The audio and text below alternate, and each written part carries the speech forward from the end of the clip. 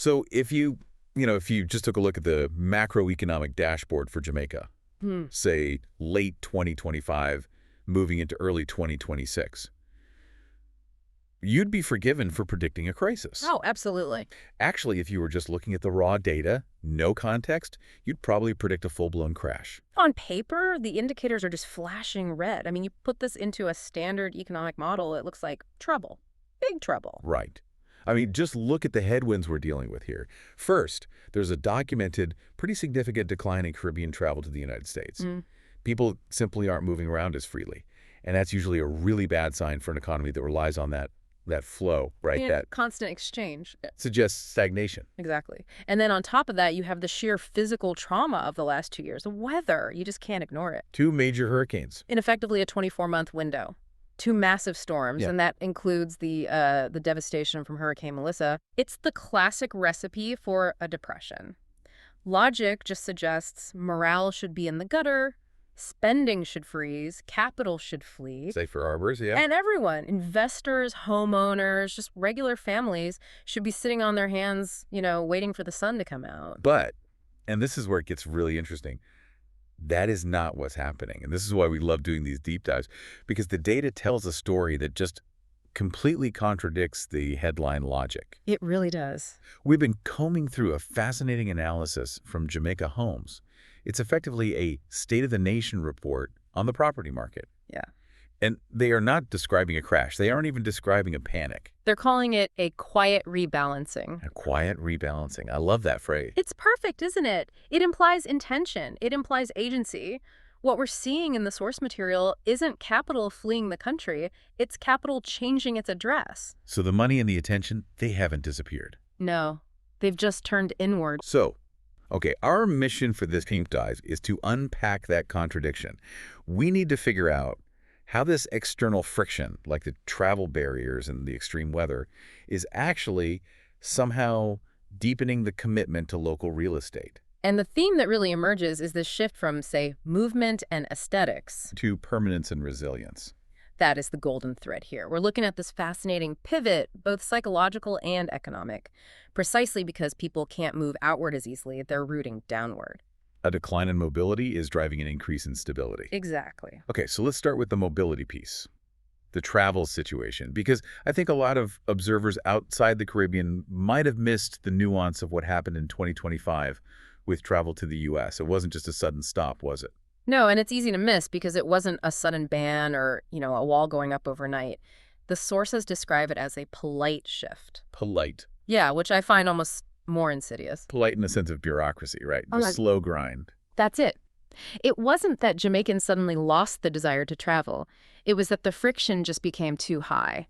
We're talking visa fees spiking, processing times stretching into months, maybe even years. And just that general, palpable heightening of scrutiny at the borders. Yes. The source material notes that crossing borders became emotionally fraught. That phrase, emotionally fraught, that really stuck with me. Because it's not just about the money, it's the indignity of it all. It is. If you have to jump through burning hoops just to go shopping in Miami or visit family in New York, eventually you just have to say, is this even worth it? And that's the moment the behavior changes. But here's the economic key, and this is what usually stumps the amateur analyst. The spending power doesn't just evaporate. Right. That's a mistake people make. They assume if people stop traveling, that money vanishes from the economy. It doesn't. It reorients. So capital is like water. If you block one stream, it just finds another channel. Precisely. If you have capital allocated for lifestyle, and for decades, for the Jamaican middle class, frequent U.S. travel was a huge part of that lifestyle, that money needs a new home. Those shopping trips, the family weekends. That was how you managed your quality of life. And when that avenue gets blocked, you don't burn the money. You look for a substitute. The sources draw a really interesting contrast here between fleeting experiences and lasting assets. Yes. So if I can't go to Florida to get that retail therapy hit or to, experience that sense of modern luxury. Maybe I bring the luxury to me. Exactly. Maybe I remodel the kitchen to American standards. Maybe I build out a guest suite. It's almost a form of defiance, isn't it? If I can't go to the comfort, I will build the comfort right here. It is defiance, but it's also a search for control. The psychological aspect is just huge. When the world feels unwelcoming, when borders feel tight, people instinctively seek ground they can stand on. There's that great quote from Dean Chance at Jamaica Arms. Oh, he nails it. He says, property in Jamaica has never been about quick wins. It's about placing something solid under your life. Placing something solid under your life. That completely reframes the house. We usually talk about real estate in terms of yield, ROI. Cap rates. But this suggests the house is becoming an emotional anchor. During uncertain times, the utility of a home just changes. It goes from being a shelter and an asset to being a fortress, a legacy. And we have to remember, this market isn't just driven by foreign investors looking for a vacation rental. No. The sources really highlight that this quiet rebalancing is heavily layered with locals, the diaspora, returning residents. These are people prioritizing where they belong. And I want to touch on that diaspora angle for a second. Yeah. Because for someone living abroad looking back at Jamaica, this dynamic must feel even more intense. It absolutely does. If you're part of the diaspora and you see travel lanes tightening, the instinct to secure a base back home just intensifies. It's an insurance policy. It's saying, no matter what happens in the UK or the US or Canada, I have a set of keys to a place in St. Anne or Kingston that is mine. it's about identity as much as it is about investment. So when you can't move outward, you dig in. But, okay, I want to push back on this a little bit. It sounds nice, this idea of investing in the homeland, because travel is hard. But the sources also make it very clear that inflation is rampant. Oh, absolutely. We can't paint a rosy picture that ignores the economic reality on the ground. Right. I mean, construction costs are up. Cement, steel, lumber, insurance premiums, if you can even get coverage, are skyrocketing. Utilities are more expensive. This is the hangover from those two hurricanes. It is. So how does this rebalancing work if everything costs, say, 30% more? It feels contradictory. People are building more when building is harder. It's a great question. You'd think high inflation would cause paralysis. You'd think people would stop and say, I'll wait until prices drop. Right. But the data suggests it's causing prioritization. Prioritization. Okay, let's unpack that. What gets cut? Inflation forces you to strip away the non-essentials. When money is tight, you don't stop spending, you stop wasting. Households are looking at their budgets and choosing renovation over retail tourism. Longevity over immediacy. That's it. So instead of spending money on 5 small disposable things, dinners out, new clothes, a weekend trip, they're saving those chunks of capital for one big, permanent thing. A strategic decision, not a speculative one. Exactly. In a boom market, you might flip a house for a quick buck or, slap on a cosmetic reno to sell.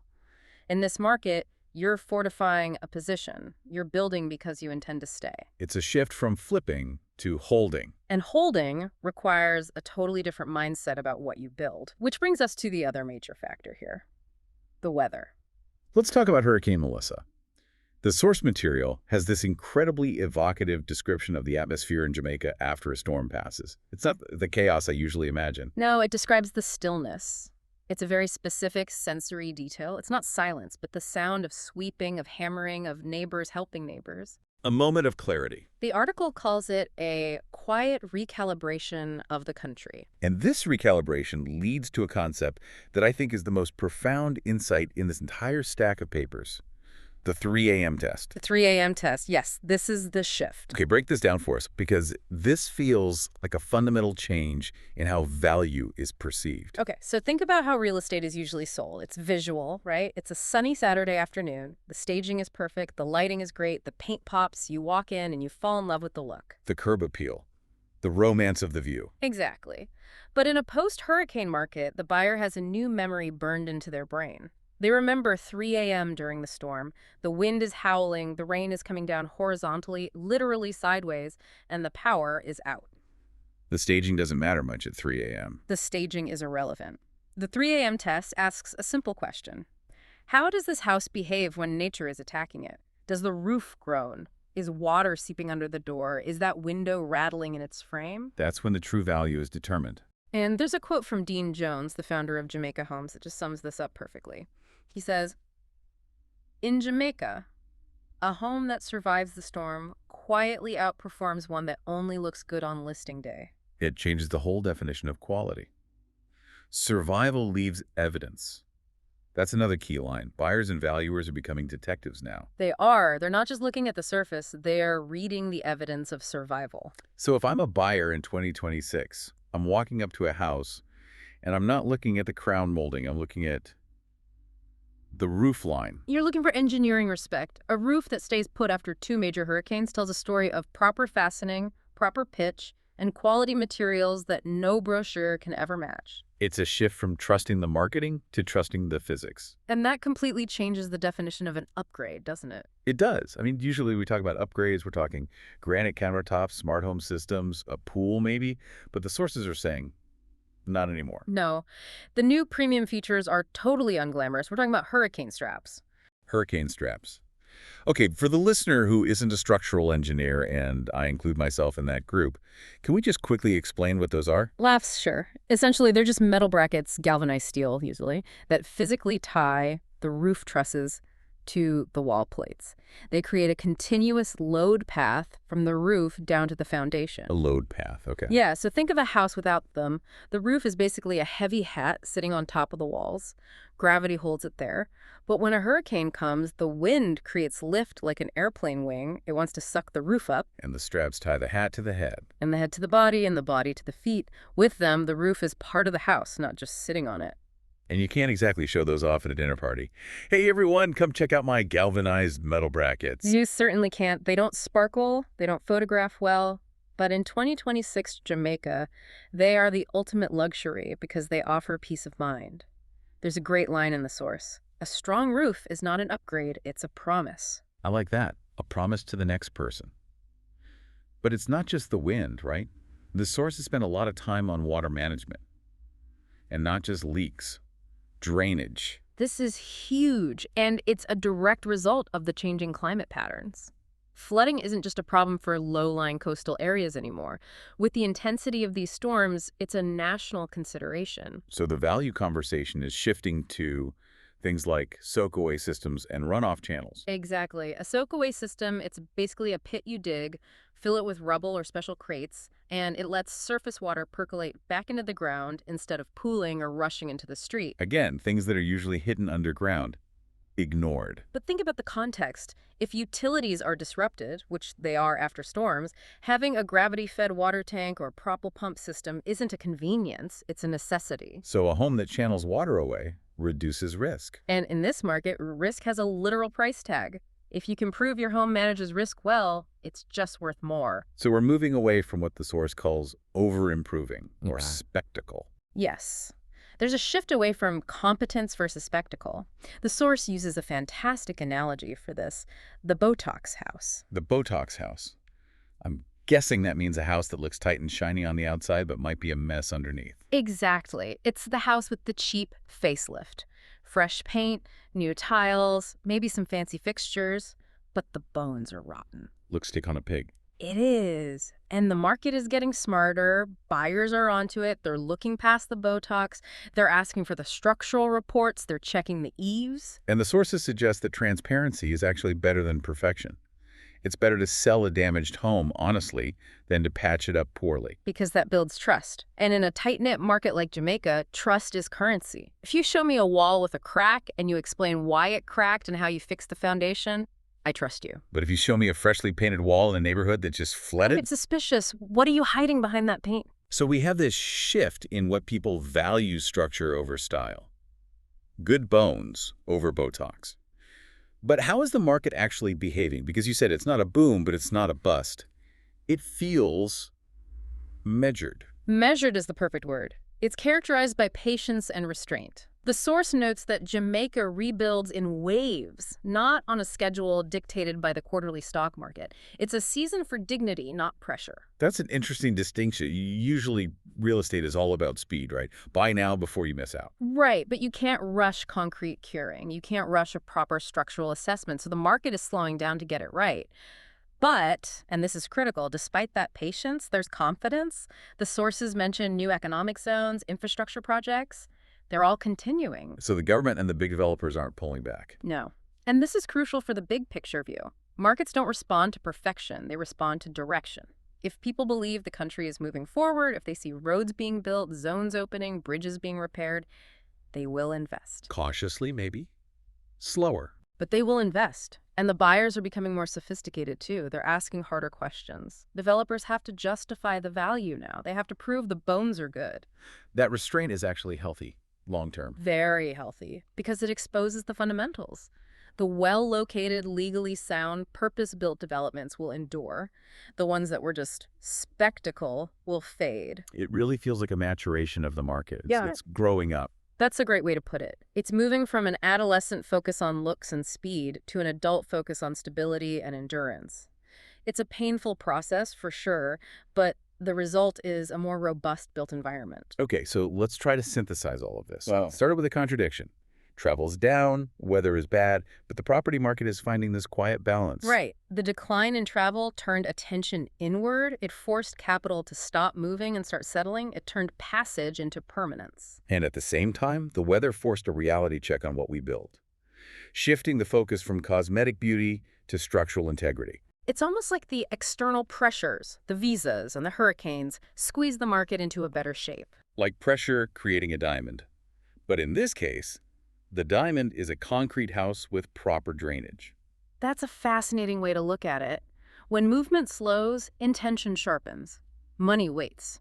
And as the source says, eventually it settles. The task for the real estate sector now is to be worthy of that settled capital. To be worthy of it, which means building things that pass the 3 a.m. test. Precisely. It means honoring the investment by ensuring the asset survives. Because in this climate, survival is the only metric that really matters. You know, this whole discussion leaves me with a really provocative thought. We spend so much time in real estate talking about resale value, making choices for the next buyer. Don't paint the walls purple. Wait, what will the market think? That's always the anxiety. We design our lives around an imaginary future transaction. But in a world of uncertainty, with climate change, travel restrictions, all of it, the sources ask a different question. Are you making choices for resale value? Or are you making choices for endurance? And is there really a difference anymore? That's the kicker. That's the question. If endurance is the new value, then maybe the best investment strategy isn't to guess what's trendy, but just to build something that lasts. I think that's the lesson Jamaica is teaching the rest of the world right now. In a volatile world, the most valuable thing you can own is something that stays standing. When the storm clears, the asset that's still there is the one that wins. Well, that is certainly something to chew on. A huge thank you to the team at Jamaica Homes for these insights. It's a reminder that sometimes the most important trends aren't the loud ones, not the crashes or the booms, but the quiet structural shifts happening right under our feet. Absolutely. It was a pleasure digging into this. And thank you for listening to this deep dive. We'll catch you next time.